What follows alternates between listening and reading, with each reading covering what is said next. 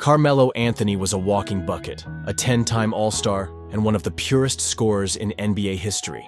But here's the real question. Is he really a Hall of Famer? With no rings, only 3 playoff series wins, and an episode when he had to turn into another character just to land a job in the NBA, does Melo have what separates stars from immortals? In this video, we will dive deep into his career and settle this debate once and for all.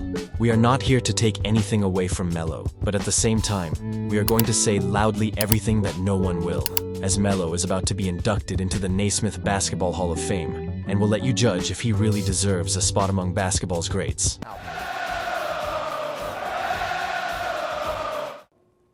There is no debating that Carmelo Anthony is a Basketball Hall of Famer. Yes, whether we like it or not, Carmelo Anthony is a Basketball Hall of Famer, and we as basketball fans should take our hats down to everyone who made it to Springfield. But we would have appreciated it more if Stephen A. could have acted less like he is Melo's lawyer, and speak the whole truth like he usually does. And you will get what we are really talking about in more details later in the video. So Melo was a big deal even before he made it to the NBA. Being a part of the Oak Hill Academy, he made a name for himself as one of the greatest basketball prospects in the early 2000s. Melo chose to go to Syracuse and immediately became a star, leading the Orange to their first ever national championship. He averaged 22.2 points and 10 rebounds per game, and earned the tournament's Most Outstanding Player award. Going into college, Melo planned to stay at school for 2 or 3 seasons, but as he won everything he could in his freshman year, he decided to declare for the 2003 NBA draft.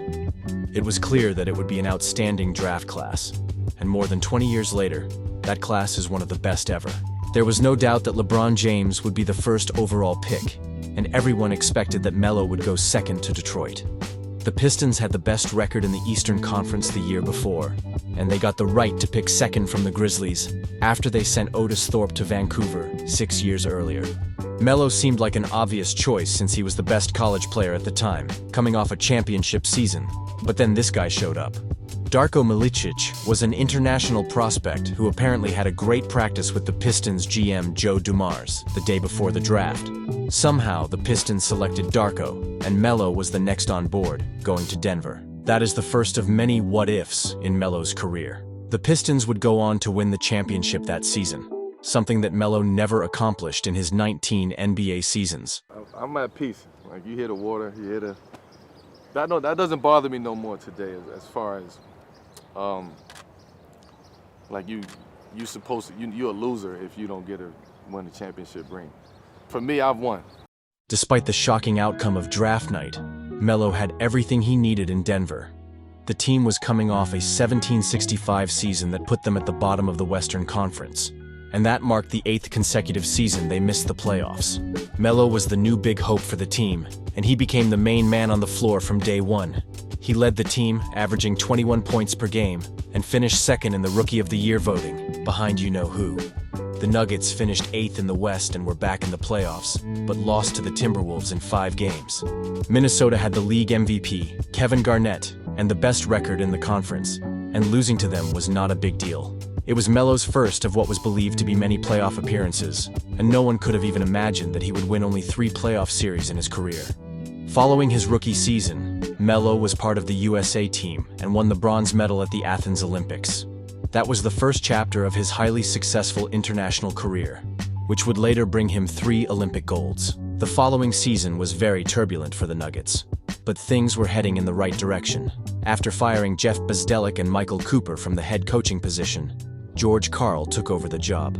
Kenyon Martin was added to Marcus Camby, and Melo had the veteran and defensive presence he needed to help lead the Nuggets. He finished the season averaging 20.8 points per game, and the Nuggets lost to the Spurs in the opening playoff round. Melo took his game to another level in his 3rd season in the league. He became the 2nd youngest player to score 5,000 career points, but failed to make the All-Star team, something that LeBron, Wade, and Chris Bosh accomplished by that point in their careers. Melo averaged 26.5 points per game, which put him 8th in the league, and the Nuggets finished 3rd in the West. Despite the big expectation, again, they won only 1 game in the opening playoff round, this time losing to the Clippers. Melo's rookie contract was over, and he could have chosen between a 3-year and a 5-year extension. He decided to secure himself with a longer deal, which, by many, was considered one of the biggest mistakes of his career, and another what-if moment. However, Melo was happy at the time and had a reason to be excited about his future in Denver. Allen Iverson and J.R. Smith joined the Nuggets for the 2006-07 season, and they were the hottest ticket in the league. Melo finally made his first All-Star appearance, finishing second in the league with 28.9 points per game. But again, the Nuggets won only one playoff game in the opening round series against the Spurs. The following season wasn't any better as the Nuggets were swept by the Lakers in the opening round. Melo's 25.7 points per game average ranked him fourth in the league, but he wanted more than that. He wanted to win. Going into the 2008-09 season, the Nuggets traded Iverson to the Pistons for Chauncey Billups, which proved to be the right move for the team.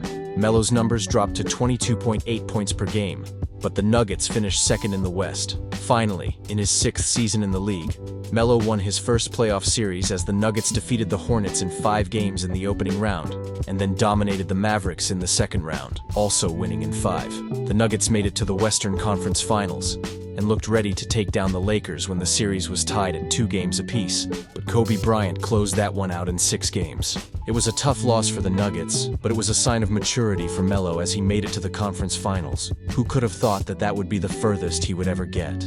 The team stayed together for the 2009-10 season. For the first time in his career, Melo was named to the All-NBA second team, and was the league's third scorer, averaging 28.2 points per game. The Nuggets made it to the playoffs for the 7th consecutive season, but suffered another disappointing first-round loss, this time to the Jazz. That was the beginning of the end for Melo and the Nuggets, but the problem was that he had 2 more years on his contract. Meanwhile, LeBron James decided to team up with Dwyane Wade and Chris Bosh in Miami, and many believe that Melo could have been there instead of Bosh if he hadn't signed that 5-year deal back in 2007.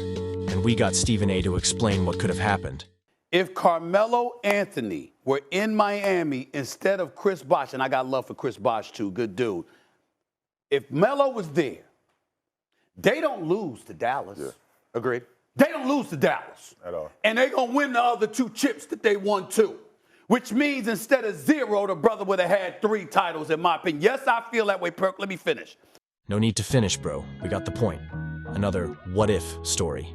Going back to our story, Melo requested a trade before the 2010-11 season, as the front office was not doing anything to make the team better. New York was Melo's desired destination, and right before the trade deadline, he was traded to the Knicks, where he signed a 3-year, $65 million contract. That was a new beginning not just for Melo, but for the Knicks as well, as the fans in New York waited for over a decade to see a real superstar join their team. Melo played 27 games for the Knicks by the end of the season, averaging 26.3 points per game before they got swept in the opening playoff round by the Celtics. Despite the tough loss, it was a great time to be a Knicks fan as they finally had a reason to hope for the best. Melo and Amare Stoudemire formed one of the most exciting duos in the league, and the Knicks got another unexpected hero, Jeremy Lin. That year, Melo had one of the best games in his career, scoring 43 points against the Bulls, including this game winner. In the hands of Anthony. Anthony for 3. Puts it in! Knicks by 1 with 8.2 remaining! Even though they were the hottest team in the world at the time, the Knicks were not playing well, and coach Mike D'Antoni was fired. Mike Woodson took over the team, but with numerous injuries, the Knicks could not handle the Miami Heat in the playoffs and lost the opening round in 5 games. Being in his prime, Melo was already frustrated by the situation in New York. Jason Kidd was signed by the Knicks in the hope that he would be the right point guard next to Melo. The two played well together, and Melo led the league in scoring, averaging 28.7 points per game, which ended up being the highlight of his career. The Knicks finished the 2012-13 season second in the East with a 54-28 record and were set to meet the Celtics in the opening round. Boston swept New York 2 years before, but this time the Knicks were up for the challenge. They took a 3-0 lead and closed the series in 6 games. That ended up being the last playoff series Melo ever won, and he remembers that it felt pretty good. We're making progress. It's like, I feel like I won a championship after we beat Boston. You know what I'm saying? We beat them. We supposed to sweep them that year. You know what I'm saying? JR gets suspended, but we supposed to sweep Boston. I'll say that on the record. But I felt like it was a championship for me because of just how much you hear about New York, Boston. We are definitely glad to hear that Melo felt like he won the championship right there and then. But the fact that he won only 3 playoff series in 19 years in the league is what makes his Hall of Fame induction highly questionable. Melo was the main man in New York and had great teammates like Amare Stoudemire, Jason Kidd, Tyson Chandler, and J.R. Smith. There is no doubt that he put up the numbers on the offense, but that wasn't enough for the Knicks to win. The feeling was that Melo was not taking the full responsibility for that, and it seemed like everybody was acting blind to that fact. Something definitely had to change. And in 2014, Phil Jackson was named the team president. He took over the charge of the basketball operations, and he wasn't a big fan of Melo's game.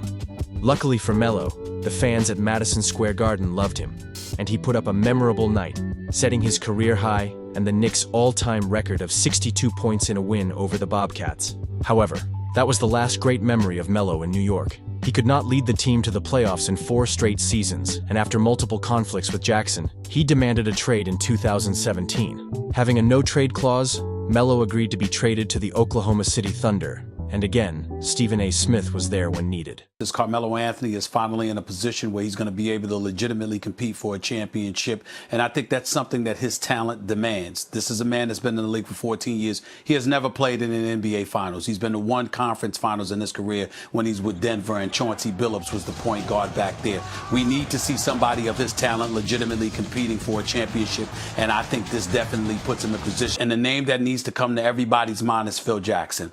That's the name that I've heard. The reason why I bring up Phil Jackson is this. He made such a big deal of denigrating Carmelo Anthony at every turn. He lowered the value of Carmelo Anthony, and as a result, the New York Knicks were getting bad offers from all over the place. Okay, even if we want to believe everything Stephen A. said about Melo, the numbers don't lie. Melo joined Russell Westbrook and Paul George on the Thunder, but wasn't much of a help. He shot only 40% from the field and averaged a career-low 16.2 points per game. He was even worse when it mattered the most, averaging 11.8 points on 37.5% shooting from the field in the playoffs as the Thunder lost to the Jazz in 6 games in the opening round. The Thunder could not wait to get rid of Melo and traded him to the Atlanta Hawks, who didn't want to have anything to do with him either, and the two sides agreed on a contract buyout. Being 34 at the time, Melo did not have many options left. The Houston Rockets were among the teams that tried to land Melo years back, and it was finally time to give it a try. Melo signed a 1-year, $2.4 million veteran minimum contract, which didn't last long. Only 10 games into the season, the Rockets decided to waive Melo, and we saw another episode of melodrama, starring you-know-who. What exactly did Daryl Morey say to you when he met with you? I was actually in San Antonio, in my room, getting ready for the game. And me and Daryl were supposed to speak that night because I had reached out to him previously about just a heads up me, like what's going on, let me know what I can do. Like, I'm here to help the team, like let me know what I got to do. But he had, he came in and he was just like, look, basically your service is no longer needed. And I'm like, hold on, what the hell are you talking about? He's like, nah, things just not working out. And you got to figure out something to do. I'm like, how the hell I'm gonna figure something out to do? I got a game tomorrow. Nah, you're not gonna suit up tomorrow. Unlike Stephen A. Smith, there were other NBA analysts who did not blame anyone else but Melo. But Melo's been really bad. There's no denying it. This is now the 2nd straight year Melo was supposed to be the 3rd star on a team that had an unquestioned top 2, and he couldn't fill that role. I'm not going to put Melo as far as blaming what's going on in Houston, but what's happened in his career, he can only look to himself to blame. Because if you look during his career, he never looked at changing. He never looked at changing his game, and more importantly, the thing that's hurting him now is he never looked at changing his body. That was the collapse of Melo's career, as he not just failed to make the rotation with the Rockets, but he failed to make any roster in the league for the remainder of the season. With his career on the line and no offers from the league, Melo needed to do something to save his career. That was the time when we were introduced to Hoodie Melo, seeing him practicing in a closed gym, and even though he got the attention, no one was really impressed by that. It took him a year before the Blazers decided to give him another shot, signing him to a 1-year non-guaranteed deal. Given the circumstances, Melo played quite well for the Blazers, averaging 15.4 points in the 2019-20 season and 13.4 in the next one, after the Blazers decided to keep him for another year. After 2 seasons in Portland, Melo signed a one-year deal with the Lakers and finally joined his buddy LeBron. Many expected to see them play together much earlier in their careers, and Melo came just late. The year before, the Lakers won the championship, and this looked like one final opportunity for him to win a ring, but that did not happen. He averaged 13.3 points per game, and the Lakers lost to the Suns in the opening playoff round. Melo was willing to keep playing, but no offer arrived, at least not from the NBA. 2 years after he played his last game, on May 22, 2023, Melo announced his retirement. He finished his career averaging 22.5 points in 1,260 games played. He scored a total of 28,289 points, which puts him 10th all-time. He made 10 All-Star appearances, 6 All-NBA selections, won 3 Olympic gold medals, and is the U.S. basketball all-time leading scorer. He is one of only 4 players in NBA history to score over 10,000 points for 2 different teams. On the other side, Melo never won a championship in his NBA career, and he will not be the only great player to make it to the Hall of Fame without winning a ring. Charles Barkley, Patrick Ewing, Karl Malone, and John Stockton never won one either, but at least they made it to the NBA Finals.